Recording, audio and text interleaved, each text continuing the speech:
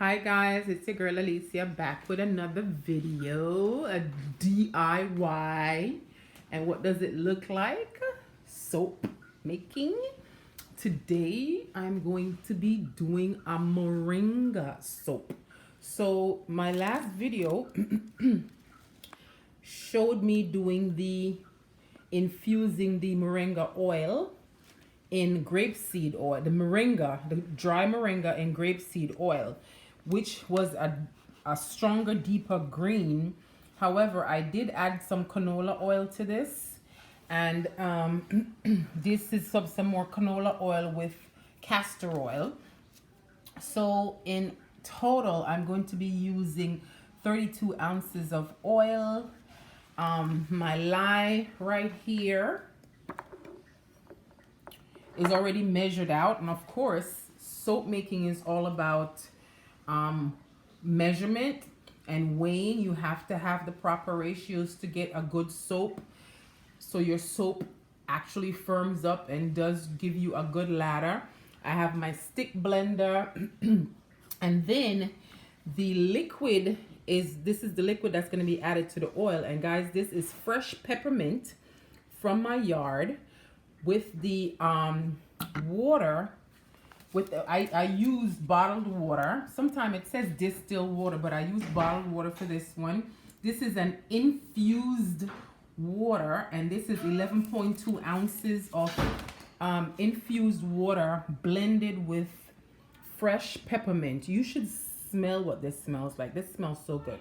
So this is concentrated peppermint juice that I'm going to be mixing with the lye to add to the oil to make this moringa soap. And of course I have powdered moringa that I'm gonna just dust a little bit just for a little contrast on my soap molds. I'm gonna put a little bit of moringa powder inside before I pour the soap mixture in. So and last but not least is the peppermint fragrant essential oil. This peppermint smells so good, but I'm gonna add a little bit more of the peppermint fragrant essential oil to this body bar. So this is a body bar that I'm going to be making, and this is also good for the hair. So the oils are infused grapeseed oil that was infused with moringa, canola oil, and castor oil. So you know how castor oil is good for the hair and all that. This bar is going to be good enough to wash you from head to toe. So hair and body beauty bar is what this is called. And you know the benefits of moringa with all the vitamins and minerals. Of course, our skin is the largest organ, so we are going to be getting a lot of this benefit absorbed through the skin when we do take a shower. So when I come back, I'm going to show you, I'm going to go ahead and mix off. And of course you need a glove, because if the lye and water mixture should touch your skin, you need to have vinegar. Do not put water on it. If you put water on it, it will burn the hell out of you.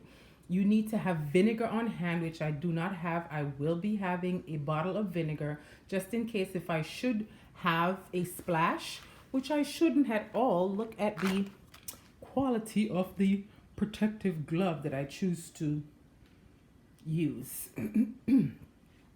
So here we go.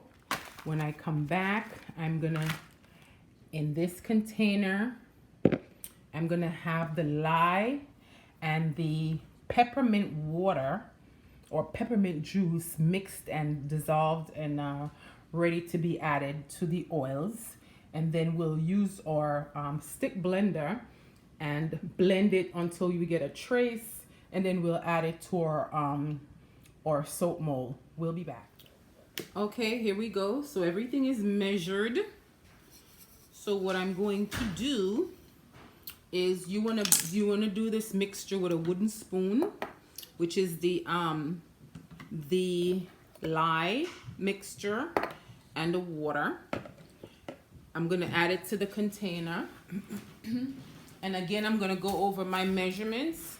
I have 32 ounces of oil altogether, 4.8 ounces of the lye powder, which is already measured out. This is the 4.8 ounces. And we have the mint infused water is 11.2 ounces. All right. I am going to put my protective glove on.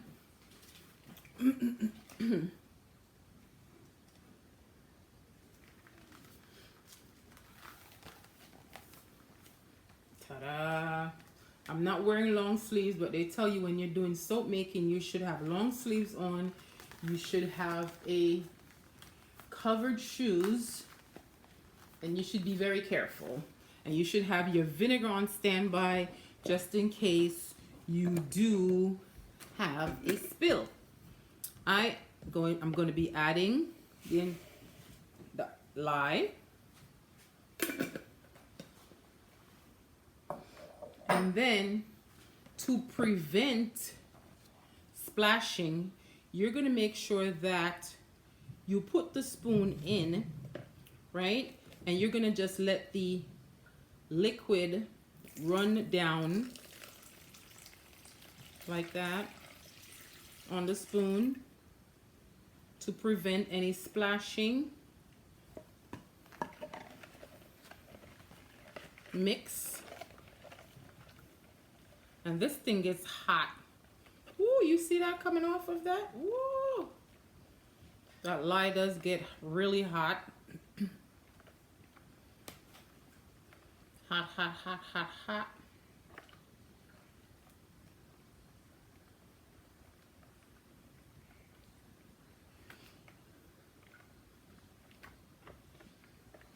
Mix.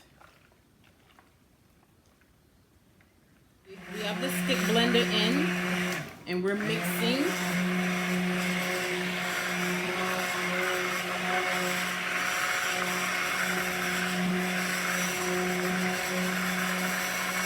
Just be careful not to pull the blender out, because as I said, we need to be careful. We do not want any splashes.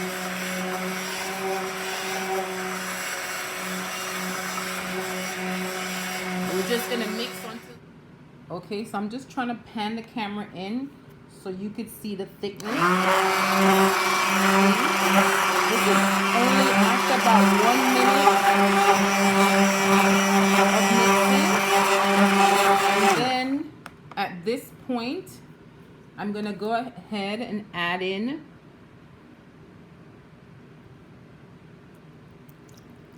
the peppermint oil. So you're gonna add in that peppermint oil right before you're ready to pour.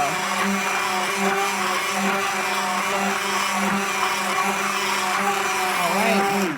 Before I pour it, and it's thickening quickly, but it smells so good. Woo. The peppermint is busting in these babies. So here we go. Pour, pour, pour. Woo. You see how thick?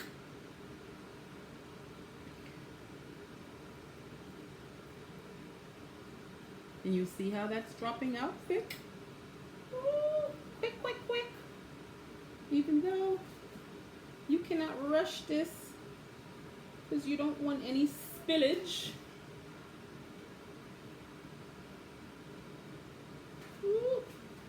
It's dropping like clumps now. It means I kind of waited a little bit too long. I might have to. Oh, this bar is gonna be so minty. Oh, my Moringa mint bar. If And then these get cured for 6 to 8 weeks, covered in a room temperature place, undisturbed.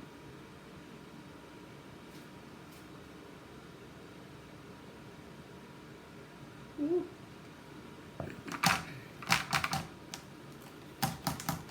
You just gotta shake the soap in. I'm gonna mix this because I want these to be, do just the last minute. So I fill these molds. Any one of them that leaves a little bit more of a filling. Here we go. Shake them in. Spread them out. Shake them in. Hi guys, so we are back on the final stretch of our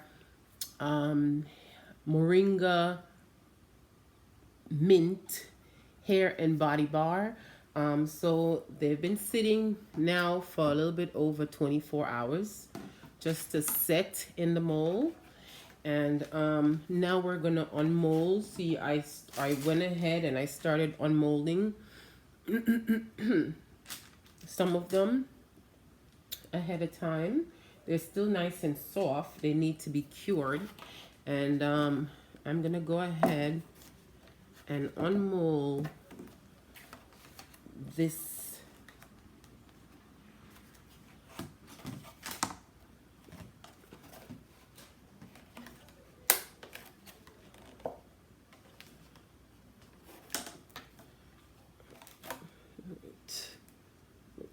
There we go. It just popped right up. All right, so nice and soft still. And this was the dusted moringa on top. Okay, so I'm gonna be placing them on wax paper on a tray, and these babies are going in the washroom on a shelf for the next 6 to 8 weeks. I tend to want to cure them for 6 to 8 weeks, but if you watch other soap makers, they tell you, I think 4 to 6. I do 6 to 8 just to make sure that lye has evaporated, or you know, eventually dissolved. So I do 6 to 8, but you can start using these as soon as 4 weeks. Most soap maker will tell you. There we go. Here's another. And oh my goodness, these smell so good. I can't even stop talking about this. The nice strong peppermint smell that